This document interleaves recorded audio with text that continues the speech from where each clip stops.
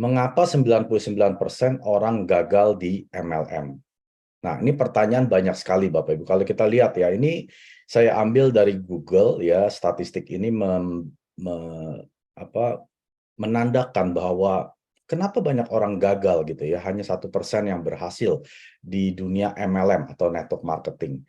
Hal pertama ya, yaitu penyebabnya karena produknya ya. Produknya kualitas memang bagus, tapi harganya mahal ya. Kualitas tinggi, harga tinggi. Nah, ini tidak akan membuat orang akan menjadi repeat order atau repeat consumer ya. Orang cukup beli sekali, mencoba, ternyata mahal, nggak bisa beli lagi. Ya sudah, selesai ya. Jadi tingkat repeat order ini yang banyak menyebabkan perusahaan-perusahaan MLM yang coba menjalankannya di sana ya pada gagal karena produknya terlalu mahal, lebih mahal daripada yang kita biasa beli. Atau produknya itu bukan produk keseharian, bukan produk yang kita pakai sehari-hari ya. Kalau misalkan yang dijual itu seperti gelang ya, ataupun mesin air minum, matras. Nah, itu kan kita nggak beli setiap hari kan, atau setiap bulan kita nggak beli. Itu kan beli sekali ya cukup gitu ya. Kalau bisa jangan rusak-rusak itu mesin yang mahal gitu atau matrasnya gitu. Nah, ini tidak ada yang namanya eh, perputaran produk ya, perputaran PV atau poin. Akhirnya akan memberatkan para member atau konsumer, ini berat gitu ya, saya mesti cari konsumer baru terus, tidak ada yang namanya repeat order ya. Ataupun karena produknya itu bukan produk keseharian, ini menjadikan biaya tambahan yang tadinya biasa belanja bulanan 1 juta, gara-gara MLM, dia mesti belanja lagi ekstra 1 juta gitu ya setiap bulan. Nah ini menjadi beban, karena produknya itu bukan produk keseharian. Lalu yang kedua, yaitu marketing plan-nya ya. Anda masuk harus bayar. Setiap bulan pasti ada biaya ya. Anda mau ikut seminar bayar ya, ikut conference bayar ya. Semua harus bayar. Nah, ini memberatkan para member dan juga marketing plan itu dibuat sedemikian kompleks, rumit sampai orang nggak mengerti ini apaan itu bahasa marketingnya tuh plan susah sekali gitu ya. Jadi orang udah males, ya sudahlah saya pakai aja produk. Ternyata produknya juga mahal, ya udahlah nggak usah jalanin sama sekali. Nah ini penyebabnya karena marketing plan-nya terlalu susah, dibuat sangat-sangat rumit ya. Kelihatannya memang bisa penghasilan miliaran, tapi banyak jenjangnya gitu ya. Atau itu adalah gabungan dari beberapa bonus, 7 bonus, 10 bonus. Padahal yang bisa dapat paling 1 bonus gitu ya dari penjualan retailnya gitu ya. Tapi yang selebih-lebihnya itu mereka nggak bisa capai. Nah ini yang memberatkan para member juga. Dan juga biaya-biaya setiap bulan yang harus di-renew ID-nya setiap tahun ya. Untuk gabung harus bayar. Nah ini juga memberatkan dalam marketing plan. Dan yang ketiga adalah perusahaannya ya. Perusahaannya mungkin belum siap gitu ya untuk bisa menjadi besar. Akhirnya perusahaan ini harus tutup. Nah, akhirnya buka lagi. Nah, orang harus gagal dan udah dia investasikan waktu ya 3 tahun kerja keras, ternyata perusahaannya tutup ganti nama, ya ulang lagi dari nol gitu ya. Jadi 3 hal ini yang banyak menyebabkan orang gagal di dunia network marketing ya, dan akhirnya mereka memutuskan ini bukan bidangnya saya gitu ya. Ini eh, saya nggak cocok untuk menjalankan ginian gitu ya, bisnis seperti ini. Nah, yang berikutnya adalah mengapa 99% orang gagal di Atomi ya, padahal produknya sudah bagus, kualitas tinggi, harganya rendah. Nah, ini kan suatu kunci ya, titik kunci keberhasilan daripada suatu bisnis. Kalau produknya kualitas bagus, harganya rendah, ini akan terjadi yang namanya repeat order. Konsumer akan dengan sukarela belanja sendiri ya, nggak perlu diingetin, nggak perlu dipaksa. Kalau odol atominya habis, dia pasti beli karena dia sudah cocok ya, dari harga bagus, murah gitu ya, kualitas juga mewah, tinggi gitu. Nah mereka akan dengan sukarela belanja terus, belanja terus, belanja terus ya. Tapi tetap ada orang yang gagal di Atomi. Yang kedua adalah marketing plan-nya sudah dibuat semudah mungkin ya oleh Chairman Pak Kanggil, sudah nggak bayar join ya, tiap bulan nggak perlu belanja ya, tidak ada yang namanya auto ship, yang pembelanjaan otomatis langsung dicas ke kredit card, nggak ada itu semua ya, nggak ada website fee, Anda juga nggak perlu bayar renew setiap tahun. Jadi marketing plan udah dibuat sesimpel mungkin ya. Untuk dapatkan komisi cuma perlu 300.000 kiri, 300.000 kanan. Ini pun nggak dihapus-hapus gitu ya. Sampai matching gitu. Sampai ketemu 300.000 kiri, 300.000 kanan. Ya nggak ada batas waktu ya. Anda bisa 3 bulan, bisa 9 bulan. Itu akan diakumulasi. Ini pun sudah dibuat semudah mungkin. Tetap ada yang gagal di Atom. Yang ketiga, perusahaan. Ya, karena yang terpenting untuk bisa sukses di suatu network marketing atau MLM, perusahaan harus memberikan yang namanya support system, ya, atau di Atomi dibilang sukses, sistem suksesnya Atomi, ya. Jadi seminar diberikan gratis oleh Atomi. Ya, Anda nggak perlu bayar datang ke seminar, ya, tinggal hadir, registrasi, Anda mungkin diberikan goodie bag, lalu ada lucky door prize gitu ya, ada bisa menang hadiah gitu. Nah, ini diberikan secara gratis oleh perusahaan. Dan juga pelatihan-pelatihan, banyak sekali pelatihan-pelatihan ya. Ada ABR course dan juga ada pelatihan online ya, yang dari YouTube, dari Facebook. Nah, ini semua diberikan oleh perusahaan, tetap saja ada yang gagal di Atomi. Ya, padahal perusahaan udah sedemikian baik gitu ya. Kamu nggak usah modal apa-apa, Anda nggak perlu jualan, biar perusahaan yang jualan, biar perusahaan yang kirim, biar perusahaan yang ambil refund, ya kembalikan uang, Anda nggak usah ngapa-ngapain, ya Anda cuma cerita aja, cerita tentang Atomi, tetap aja ada yang gagal, ya. Alasannya kenapa Bapak Ibu? Ya, kita akan banyak nonton video malam hari ini. Alasan orang gagal pertama adalah komunitas, di mana tempat kita bergaul, ya. Kita nonton video singkat ini dulu sebentar. You will never get answers talking to people yang sama-sama don't know, betul? Maka kalimat yang paling hebat yang saya belajar adalah orang senasib dilarang ngopi bareng.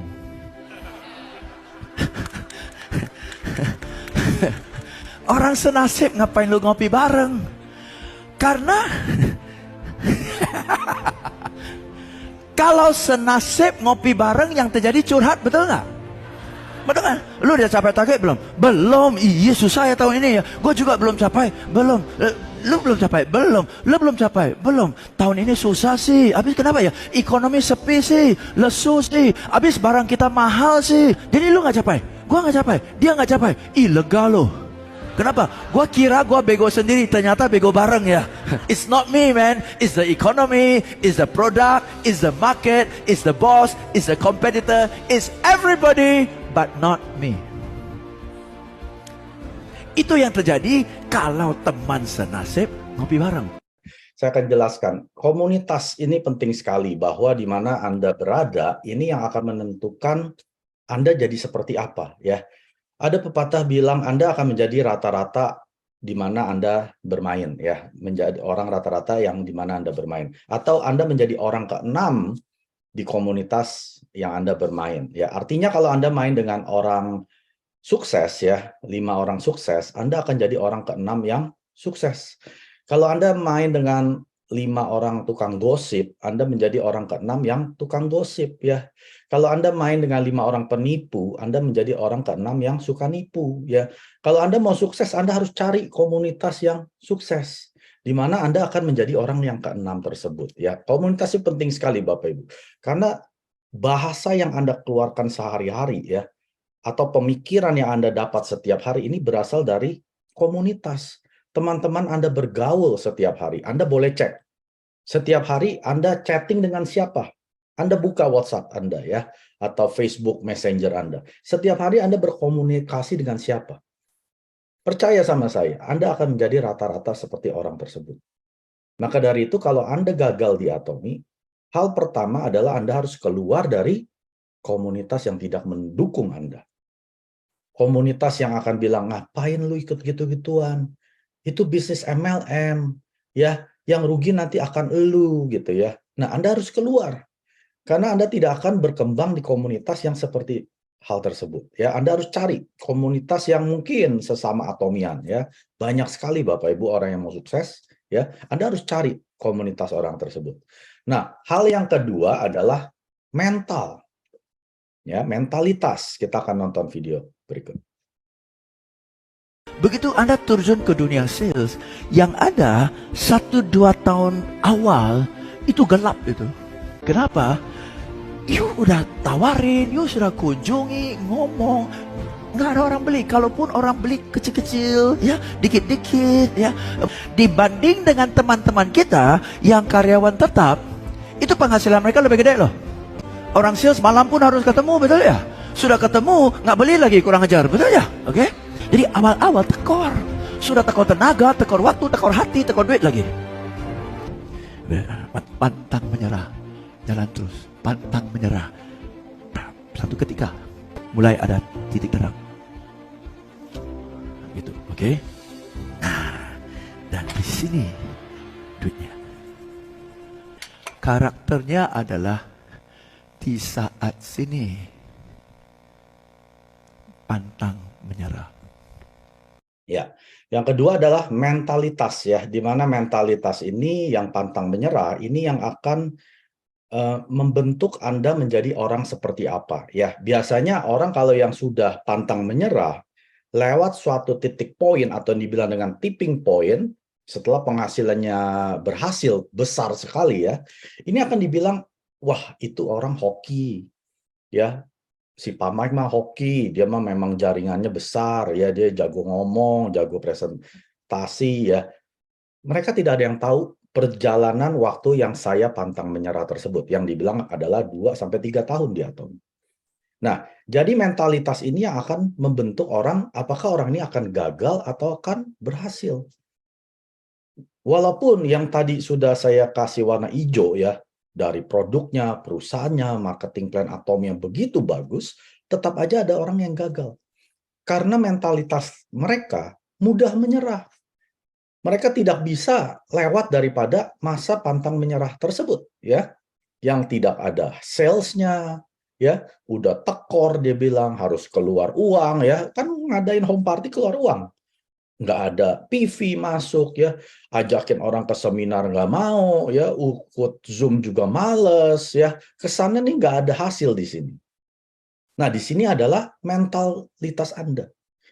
Kalau mentalitas Anda pantang menyerah, satu saat ya akan mendapatkan hoki yang orang bilang. Padahal itu bukan hoki, itu adalah hasil kerja keras Anda yang pantang menyerah. Ya, jadi mentalitas. Yang berikutnya adalah karakter. Ya.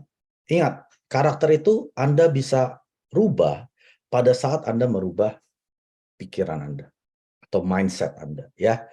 Dari pikiran kan timbul perkataan. Dari perkataan timbul perbuatan.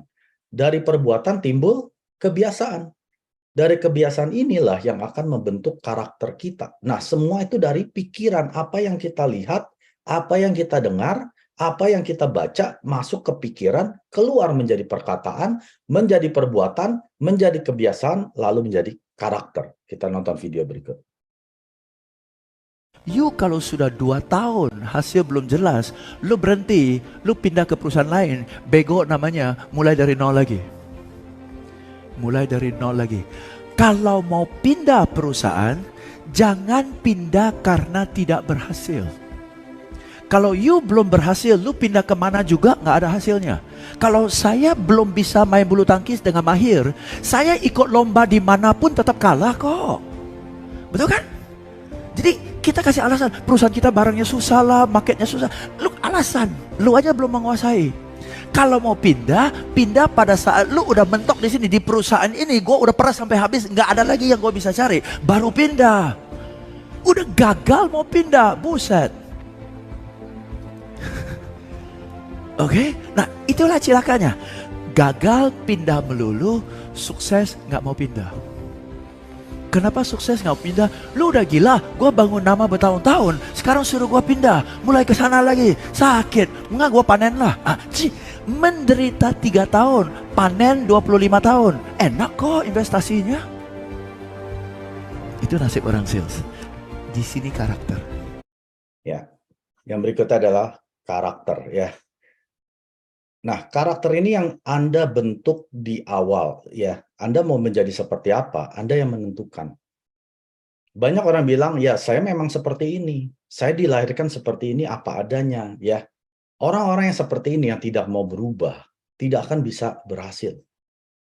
Mereka akan menyalahkan sekelilingnya yang merasanya tidak benar semuanya. Ya, perusahaan yang nggak benar, ya, produknya terlalu mahal, upline saya nggak kerja, downline saya juga nggak mau kerja gitu ya.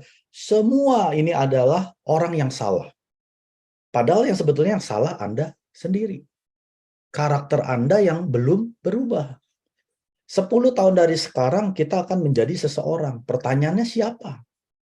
Nah, itu adalah karakter.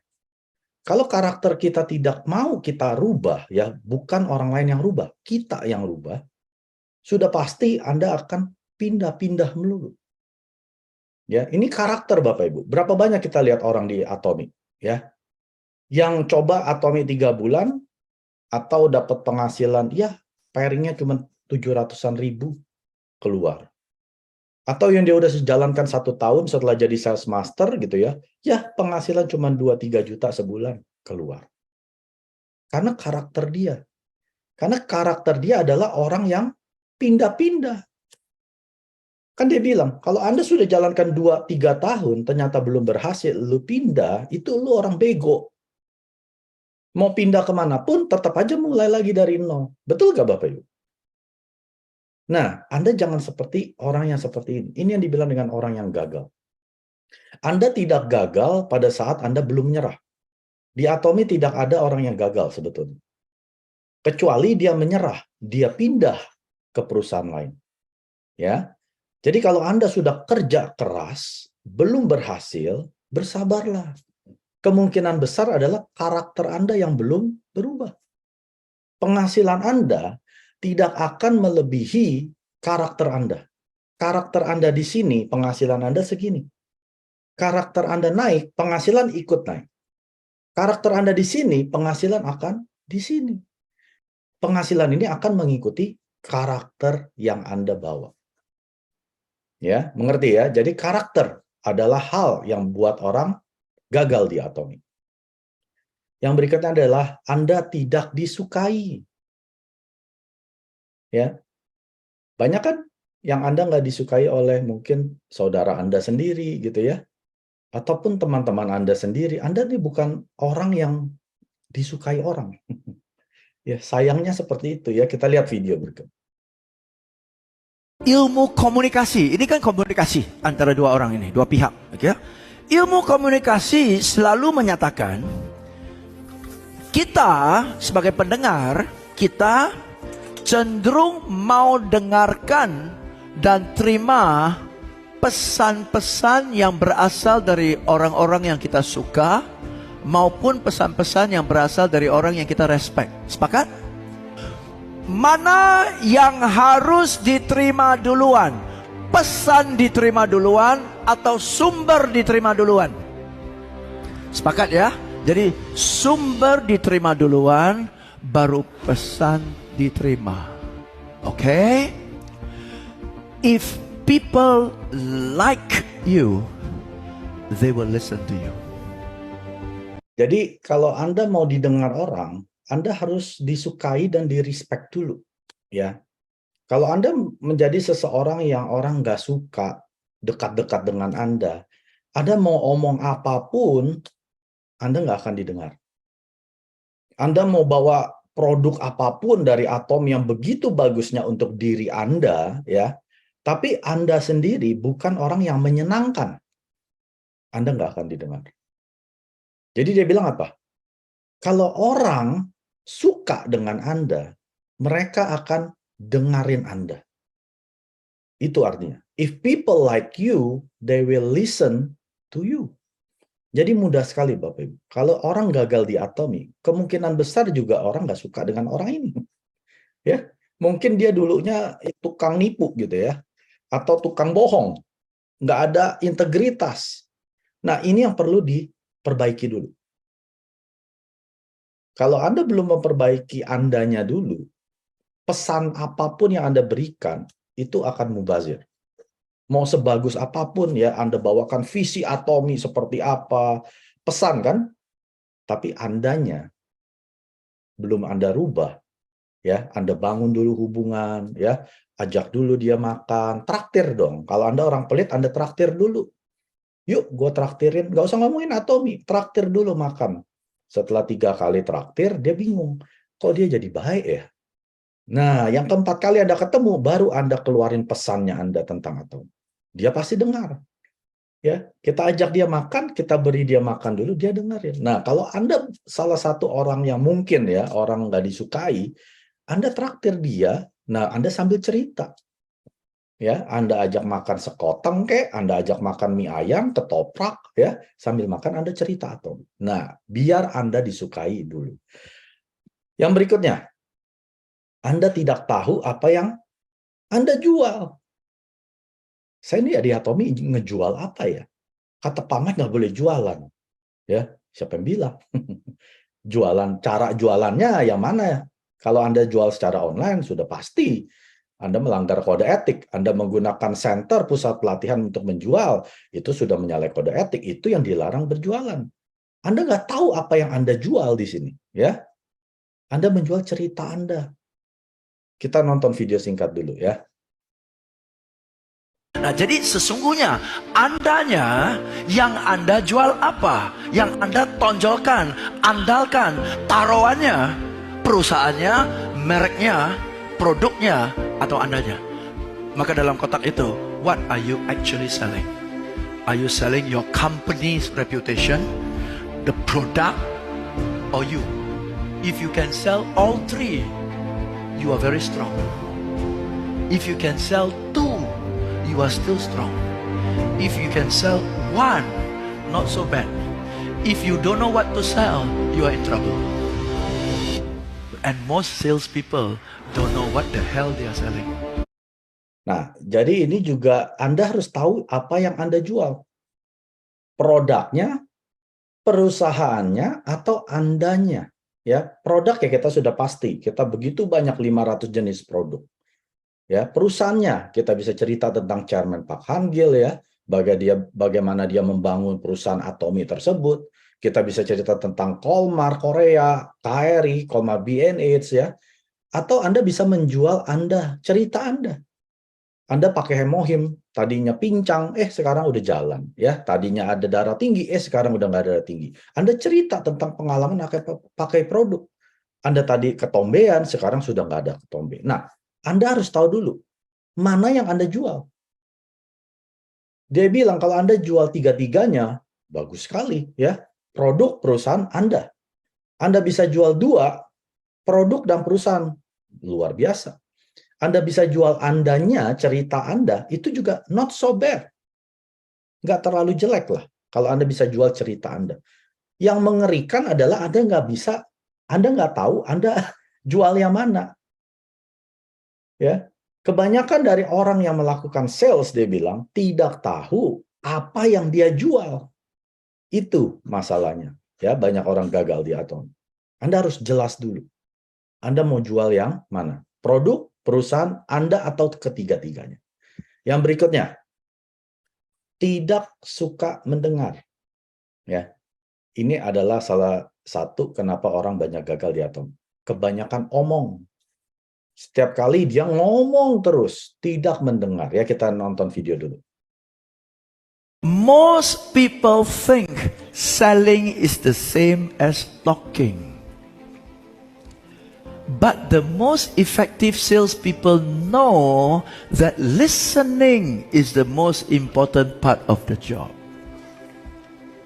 Okay, you have to listen. Maka banyak orang bilang, gua nggak bakat jadi orang sales. Kenapa? Gua nggak pintar ngomong. Dan kita sebagai pelanggan paling trauma orang sales yang pintar ngomong. Lama-lama sampai menyerah, kita bilang, kalau dia datang bilang gua nggak ada. Betul? Kenapa? Salah debat melulu, betul ya? Jadi dia harus cerita dulu, baru kita bisa mendengarkan. Jadi pertanyaannya, apa yang harus Anda tanya supaya dia cerita? Banyak orang sales yang dipersiapkan adalah apa yang harus gua ngomongin, apa yang harus saya ceritakan, Apa yang harus saya jelaskan? Apa yang harus saya yakinkan? Betul ya? Jadi yang mindset kita adalah kita yang ngomong melulu. Hampir tidak ada orang sales mempersiapkan apa yang harus saya tanyakan. Saya terjemahin ya. Kebanyakan orang berpikir menjual itu sama dengan ngomong. Tapi yang orang paling efektif di dalam dunia sel tahu bahwa mendengar itu yang paling penting daripada pekerjaan ini. Ya. Jadi mendengarkan itu Anda harus mendengarkan, dia bilang. Nah, jadi selling itu bukan hanya omong mulu ya. Anda yang ngomong dari awal 3 jam ya, apa yang Anda omongin terus. Dan Anda selalu mempersiapkan apa ya materi yang saya harus omong. Padahal sebetulnya hal terpenting di dalam dunia sales adalah mendengar. Anda siapkan pertanyaan. Anda siapkan pertanyaan-pertanyaan untuk konsumer Anda. Ya, mungkin ada yang sakit, Anda tahu Anda berikan apa. Mungkin ada yang butuh rambutnya rontok, Anda tahu. Tapi kalau Anda yang ngomong terus, gimana Anda tahu Anda bisa berikan solusi terhadap problemnya? Ya, jadi dunia selling ini bukan hanya ngomong. Bukan apa yang harus Anda ceritakan terus, ya, tapi lebih banyak kepada bertanya. Yang berikutnya, Anda tidak bisa berikan solusi, ya. Nah, berikan solusi ini menarik. Kita nonton dulu video ini. Kenapa orang sales susah jualan? Karena belum ajak customer sadar problemnya. Orang ada problem lu sodorin barang ngapain sih? Betul kan? Nah, jadi ajak customer ketemu problem, bukan kita yang kuliahin. Kita harus pancing supaya dia sadar problemnya.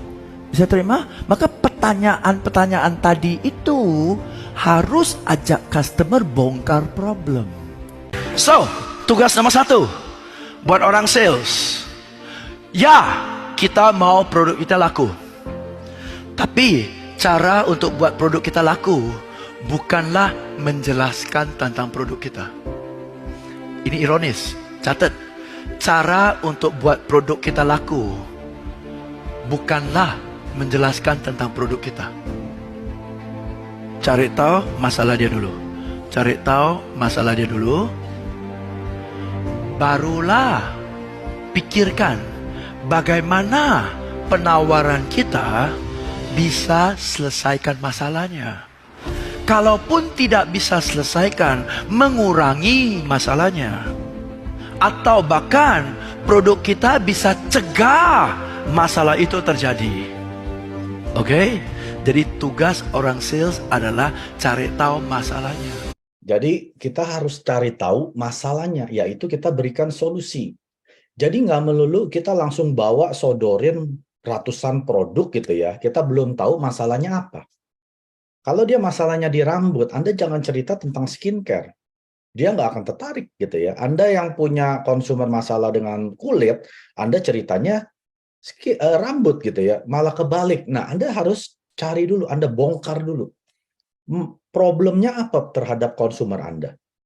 Kalau misalkan ya, dia butuh penghasilan, tapi Anda ceritanya produk terus.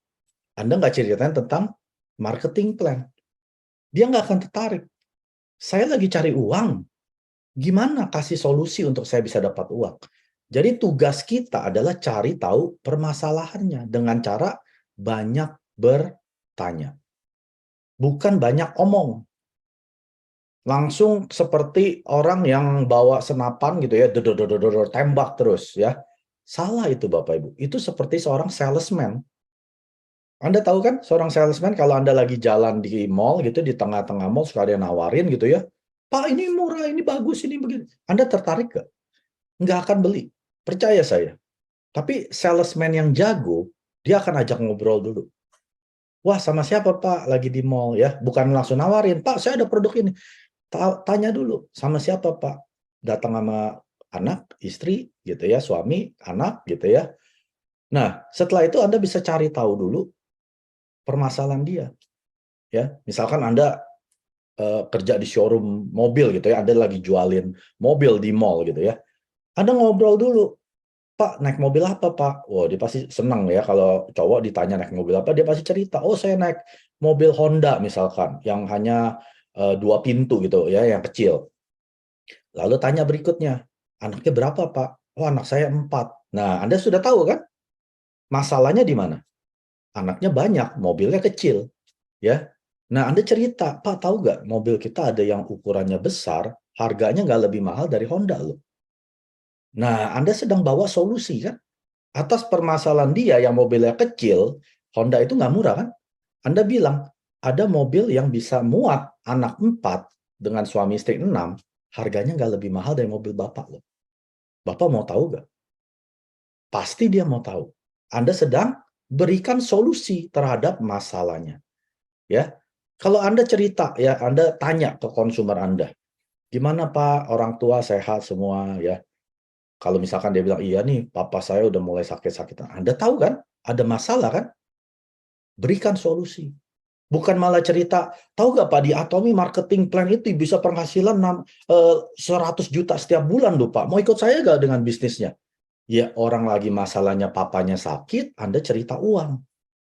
Jadi Anda harus tahu, masalah apa yang problem yang mereka punya, Anda bawakan solusi. Pasti Anda tercapai. Ya, jangan seperti kebanyakan orang. Hanya membabi buta cerita tentang produk. Orang tidak akan beli produk, Bapak Ibu. Anda mau cerita produk A sampai Z ya, 2 jam Anda cerita. Kalau itu tidak memberikan solusi terhadap masalahnya dia tidak akan beli. Tidak akan beli, Bapak.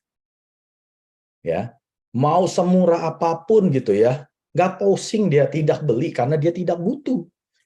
Tapi pada saat mereka butuh, mau produk semahal apapun, dia pasti beli.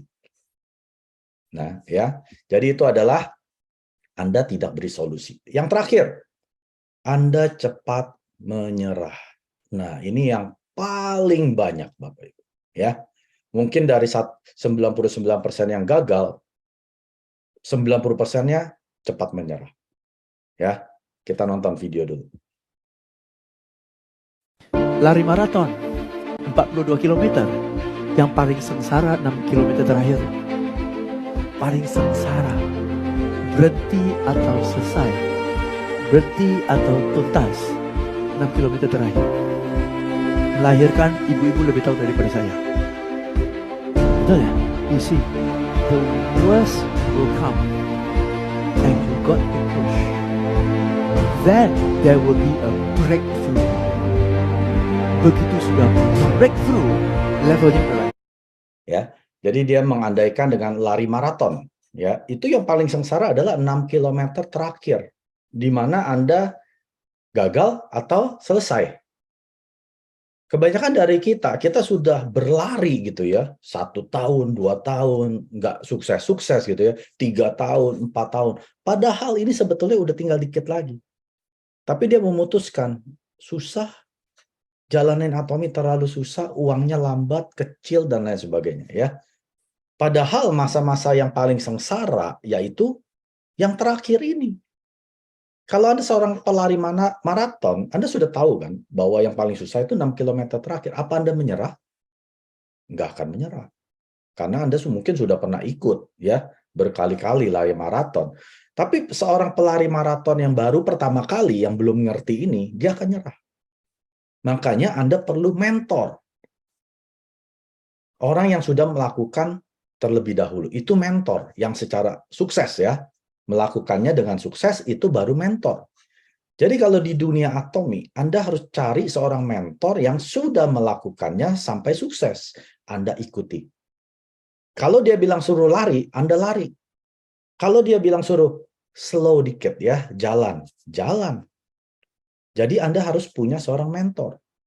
Jangan sampai Anda menyerah terlalu cepat. Ya.